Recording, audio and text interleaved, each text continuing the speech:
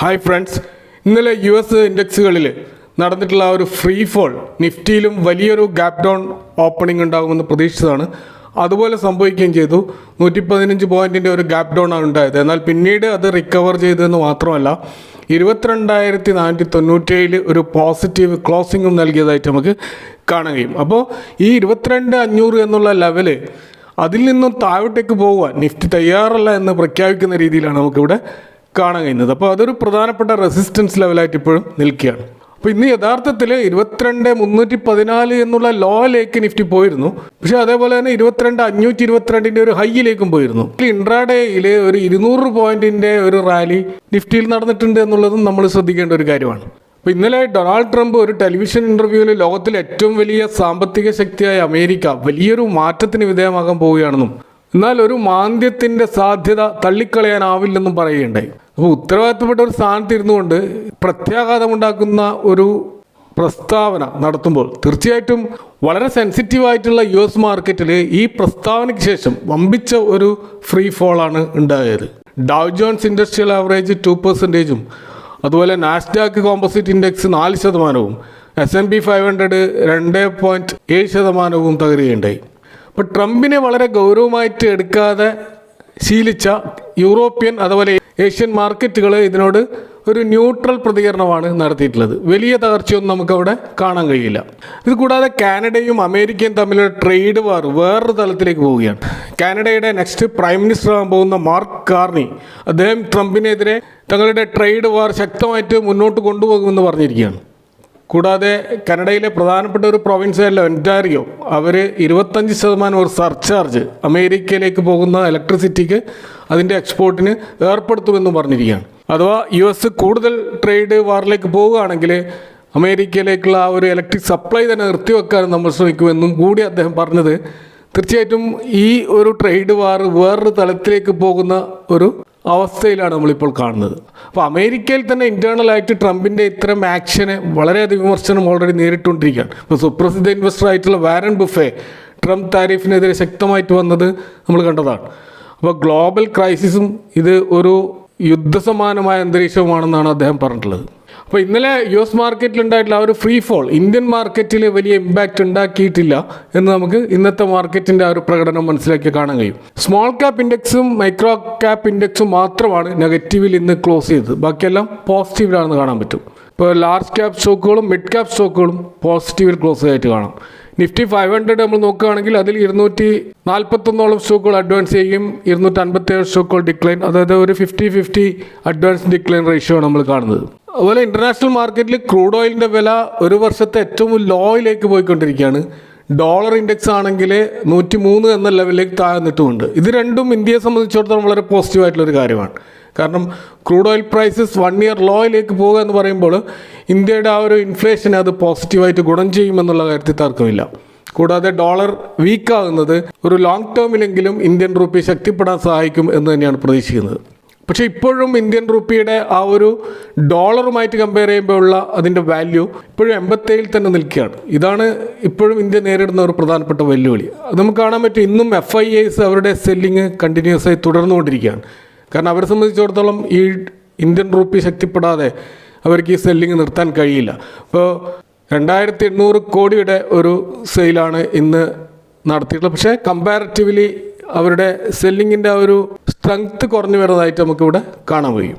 അപ്പോൾ ഇന്ത്യൻ മാർക്കറ്റിൻ്റെ ആ ഒരു വെല്ലുവിളി ഇനിയും അവസാനിച്ചിട്ടില്ല. കാരണം റെസിപ്രോക്കൽ താരിഫ് എന്ന് പറയുന്ന ഒരു ഡെമോക്രസിൻ്റെ ആ ഒരു വാള് ഓൾറെഡി നിൽക്കുന്നുണ്ട്. അത് April 2-നാണ് ആ ഒരു ഇവൻറ്റ്. അത് വളരെ പ്രധാനപ്പെട്ട ഒരു സംഭവമായിരിക്കും. കൂടാതെ നാളെ വരാൻ പോകുന്ന ഇൻഫ്ലേഷൻ ഡാറ്റയും ഒരു പ്രധാനപ്പെട്ട ഒരു ഇൻഡിക്കേറ്റർ ആയിരിക്കും. കാരണം നമ്മുടെ മാർക്കറ്റിൽ ഇനിയും കൺസംഷൻ ബൂസ്റ്റ് ചെയ്യപ്പെടേണ്ടതുണ്ട്. കൂടാതെ നമ്മുടെ കമ്പനികളുടെ ഏർണിങ്സ് വർദ്ധിക്കേണ്ടതുണ്ട്. അപ്പോൾ ഇത്തരം ചാലഞ്ചുകൾ അവിടെ നിൽക്കുന്നുണ്ട്.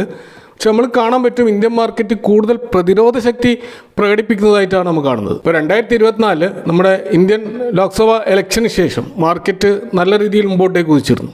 ഇതേ തരത്തിലുള്ള ഒരു കുതിപ്പ് US ഇലക്ഷന് ശേഷം ഉണ്ടായിരുന്നു. അപ്പോൾ ആ സമയത്ത് ഒരു ഡാറ്റ നമ്മൾ നോക്കിക്കഴിഞ്ഞാൽ ഇപ്പോൾ അമേരിക്കയിലെ ഒരു ഇൻഡെക്സ് ആയിട്ടുള്ള S&P 500 നവംബർ 1 മുതലാണ് മുകളിലോട്ട് പോകാൻ തുടങ്ങിയത്. അന്ന് അതിൻ്റെ ലോ 5,600 എന്ന ലെവല് അതിപ്പോൾ ഓൾറെഡി ഈ S&P 500 വന്നതായിട്ട് നമുക്ക് കാണാൻ പറ്റും. ഇതേപോലെ തന്നെ നാസ്ഡാക്ക് എന്നുള്ള മറ്റൊരു പ്രധാനപ്പെട്ട ഇൻഡെക്സ് നോക്കുകയാണെങ്കിൽ 18,000 എന്നുള്ള അതിൻ്റെ ലോ ഓൾറെഡി ബ്രേക്ക് ചെയ്ത് താഴോട്ടേക്ക് പോയിരിക്കുകയാണ്. ഡൗ ജോൺസിൻ്റെ ആ ഒരു വാല്യൂ നമ്മൾ നോക്കുകയാണെങ്കിൽ 41,600 എന്ന ലെവലിലേക്ക് ഡൗ ജോൺസും ഏകദേശം എത്തിക്കൊണ്ടിരിക്കുകയാണ്. ഇപ്പോൾ അമേരിക്കയിൽ ഇലക്ഷന് ശേഷം ഉണ്ടായിട്ടുള്ള എല്ലാ നേട്ടങ്ങളും പൂർണ്ണമായിട്ടും ഇല്ലാതായി എന്ന് നമുക്ക് കണക്കാക്കാൻ പറ്റും. കാരണം പ്രീ എലക്ഷൻ ലെവലിലേക്ക് മാർക്കറ്റ് തിരിച്ചു പോയിരിക്കുകയാണ്.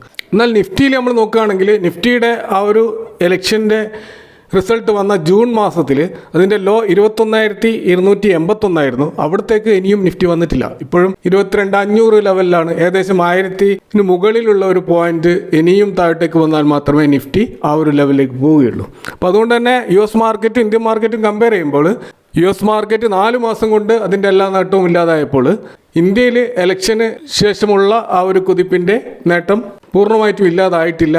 അതാണെങ്കിൽ ഇനിയും 1000 പോയിന്റ് കൂടി താഴോട്ടേക്ക് വരേണ്ടതുണ്ട്. അപ്പോൾ 8-9 മാസങ്ങളോളം അത് നീണ്ടു നിന്നിട്ടുണ്ട് എന്നും നമുക്ക് മനസ്സിലാക്കാം. അപ്പോൾ അമേരിക്കയുടെ 4 മാസത്തിൻ്റെ ഒരു ആയുസ്സാണെങ്കിൽ ഇവിടെ 9 മാസത്തിൻ്റെ ആയുസ്സിലും അത് അതിൻ്റെ ലോയിലേക്ക് വന്നിട്ടില്ല. അതുകൊണ്ട് തന്നെ ഇന്ത്യൻ മാർക്കറ്റ് വളരെയധികം ഒരു പ്രതിരോധ ശക്തി ഉള്ള ഒരു മാർക്കറ്റായിട്ട് നമുക്കിവിടെ കാണാൻ കഴിയും. പിന്നെ നമ്മൾ ബാങ്ക് നിഫ്റ്റിയിൽ നോക്കുകയാണെങ്കിൽ 12 സ്റ്റോക്കുകളുള്ള ബാങ്ക് നിഫ്റ്റിയിൽ ICICI ബാങ്ക് 2.41% മുന്നോട്ട് പോവുകയും ഇൻഡസ്ഇൻഡ് ബാങ്ക് 27% ക്രാഷ് ആവുകയും ചെയ്തതായിട്ട് കാണാം. ICICI ബാങ്ക് മുന്നോട്ട് പോകാനുള്ള കാരണം ഇപ്പോൾ ICICI ബാങ്കിൻ്റെ ഒരു സബ്സിഡിയറി ആയിട്ട് ICICI സെക്യൂരിറ്റീസ്, അതൊരു ബ്രോക്കറേജ് ഹൗസാണ്, അതിൻ്റെ സ്റ്റോക്ക് മാർക്കറ്റിൽ നിന്നും ഡീലിസ്റ്റ് ചെയ്തുകൊണ്ട് ICICI ബാങ്കിൽ ലയിപ്പിക്കാനുള്ള ഒരു തീരുമാനം ICICI ബാങ്ക് എടുത്തിരുന്നു. ഈ തീരുമാനം 2023 ജൂണിലെടുത്ത ഒരു തീരുമാനമാണ്. 2 വർഷം മുമ്പ് എടുത്ത തീരുമാനമാണ്. പക്ഷേ അത് നടപ്പിലാക്കാൻ അവർക്ക് കഴിഞ്ഞിരുന്നില്ല.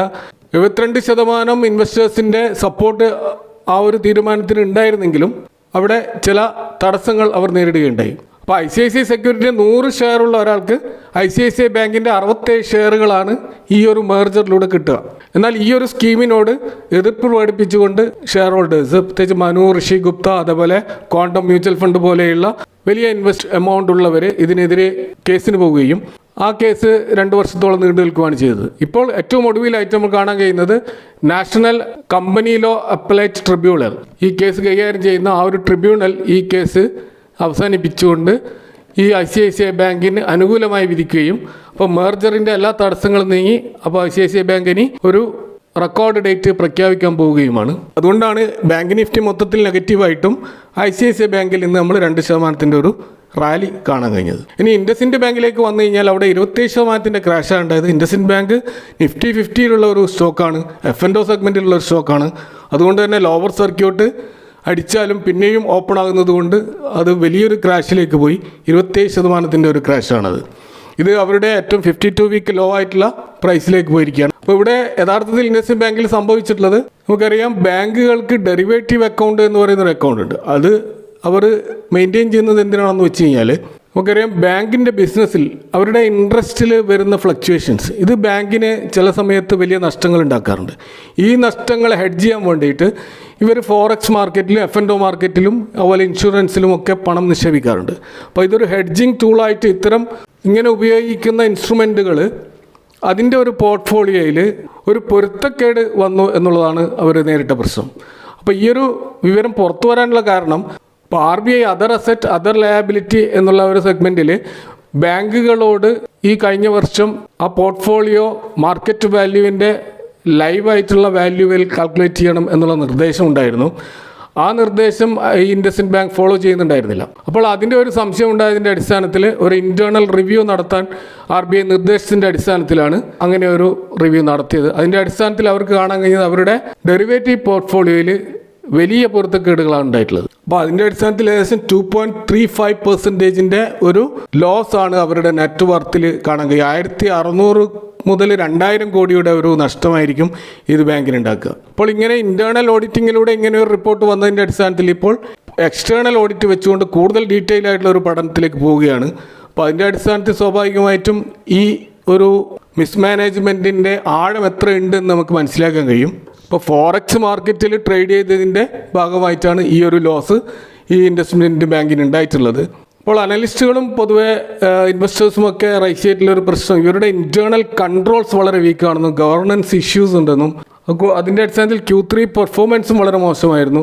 അപ്പോൾ അതുകൊണ്ട് തന്നെ പല ലീഡിംഗ് ബ്രോക്കറേജ് ഹൗസുകളും ഇതിൻ്റെ സ്റ്റോക്ക് പ്രൈസ് വലിയ തോതിൽ ഡിഗ്രേഡ് ചെയ്യുകയും അങ്ങനെ വൻതോതിൽ ഈ സ്റ്റോക്ക് ക്രാഷ് ആവുകയും ചെയ്തിരിക്കുകയാണ്. അപ്പോൾ ഈ ഒരു ഇൻഡസ്ഇൻഡ് ബാങ്ക് എന്ന് പറയുന്നത് നിഫ്റ്റി 50 സ്റ്റോക്കാണ്. കൂടാതെ ബാങ്ക് നിഫ്റ്റിയിലുള്ള ഒരു സ്റ്റോക്കാണ്, F&O സെഗ്മെൻറ്റിൽ സ്റ്റോക്കാണ്, പ്രൊഫഷണലി മാനേജ് ചെയ്യപ്പെടുന്ന വലിയൊരു ബാങ്കാണ്. അതുകൂടാതെ ഹിന്ദുജ ഗ്രൂപ്പാണ് ഇതിൻ്റെ പ്രധാനപ്പെട്ട പ്രൊമോട്ടർ. ഹിന്ദുജ ഗ്രൂപ്പ് എന്ന് പറയുന്നത് അശോക ലാലൻഡിൻ്റെ ഓണേഴ്സ് ആയിട്ടുള്ള ഹിന്ദുജ ഗ്രൂപ്പാണ്. അവർക്ക് വേറെയും സ്റ്റോക്കുകൾ നമുക്ക് ലിസ്റ്റ് ചെയ്തായിട്ട് കാണാം. Gulf oil lubricants, Hinduja global solutions, GOCL corporation limited, NDL ventures limited പോലെയുള്ള സ്റ്റോക്കുകൾ ലിസ്റ്റ് ചെയ്യപ്പെട്ട ഹിന്ദുജ ഗ്രൂപ്പിൻ്റെ ഒരു കമ്പനിയാണ് ഇൻഡസ്ഇൻഡ് ബാങ്ക്. അപ്പോൾ അതുകൊണ്ട് തന്നെ ഇന്നത്തെ ഈ ഒരു വാർത്ത ഹിന്ദുജ ഗ്രൂപ്പിൻ്റെ സ്റ്റോക്കുകളിലൊക്കെ ഒരു ക്രാഷ് ഉണ്ടാവാൻ കാരണമായിട്ടുണ്ട്. അപ്പോൾ ഇതിൻ്റെ എക്സ്റ്റേണൽ ഓഡിറ്റും കൂടി കഴിഞ്ഞ് മാനേജ്മെൻറ്റിൻ്റെ ഭാഗത്തുള്ള കൂടുതൽ കമൻട്രി വന്നു കഴിഞ്ഞാൽ മാത്രമേ ഈ സ്റ്റോക്കുമായി ബന്ധപ്പെട്ട കൂടുതൽ വിവരങ്ങൾ നമുക്ക് ലഭിക്കുകയുള്ളൂ. അപ്പോൾ അതുവരെ നമുക്ക് കാത്തു നിൽക്കാം. അപ്പോൾ മൊത്തത്തിൽ ഈ ഒരു വീഡിയോയുമായി ബന്ധപ്പെട്ട നിങ്ങളുടെ സംശയങ്ങളും കമൻറ്റുകളും അറിയിക്കുക. Thank for watching. See you next time with another video.